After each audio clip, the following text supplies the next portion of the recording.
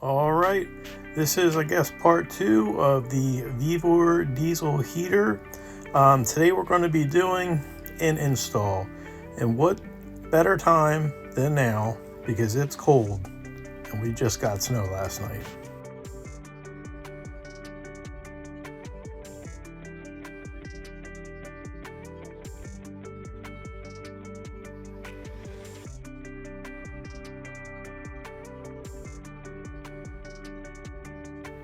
Well, as you can see, it's cold in there, and it's been cold in there.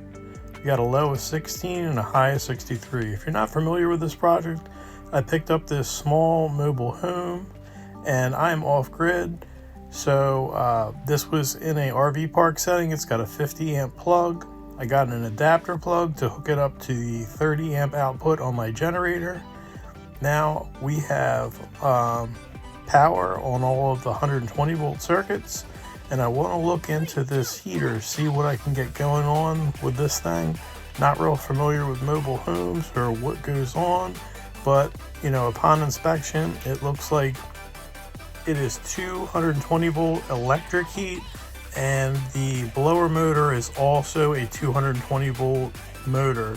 Now, I'd like to get the water heater on. That's the motivation for the heat.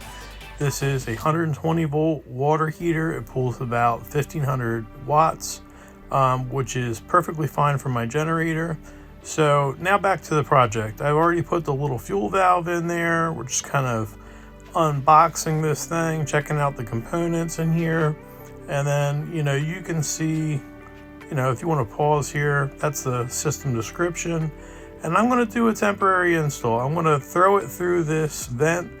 That vent is meant for if you had the AC hooked up in this trailer, I guess that would be a return vent.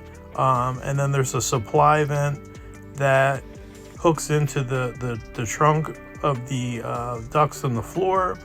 And I guess that's how these things work in a mobile home. So we are moving forward with this temporary install. You can see that I've got just like a piece of wood that you would use like if you were skinning a shed, and we're drilling some holes based off of that plate. Now you can see we got plenty of clearance. The exhaust temperatures get pretty high on these, so you don't want any of that touching the wood. And we still got enough meat for the bolts to go in, about a 1/2 inch of clearance, so that these clamps can get clamped on for the actual heater's air intake for the combustion portion, and then the exhaust. So you can see there that there's two different clamps. The clamps that came with the kit were very anemic. I could not get them to be tight enough to where you had a good seal on the pipe without them stripping. So I got some heavy duty ones, and those worked fine. Now that I got that sorted out, I'm back at it again. You can see I've got things kind of set up now. This kit came with some, I'm going to call it like header wrap to try and isolate some of the heat from the exhaust. I've got that fuel hose varying away from the exhaust heat source, and that is your air intake breather for the combustion portion. So we're sticking it in this hole. I'm taking that plastic out of the bottom. I've got the exhaust mounted, and you can see everything's pretty clean. Everything's out of the way. I've been working on that piece of plywood in the snow, and I've got my fuel line ran, and I didn't really care for the mounting bolts for that. I've had some more hardware laying around, so I used what I had, and now we're priming the fuel system. That was a bit of a pain in the butt. For me personally, I had an issue. I couldn't blow pressure to get the fuel to go past the fuel pump, so I took my vacuum pump and actually went to power the system up to basically pull a vacuum, and as the pump started to run, it would draw through. Then I realized I accidentally cut the wires for the fuel pump when I was snipping some zip ties from down on the bottom.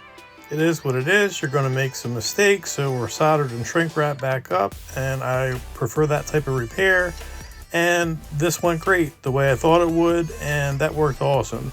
So I'm firing this thing up and it's running and we've got heat going, and then I start smelling something burning.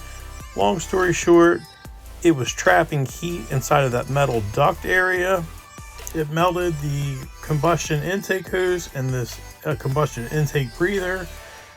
Fortunately, I found that out before like anything actually caught on fire. But now we're back to the drawing board. I like the location it's at. I think what I'm going to do is move it to the bottom.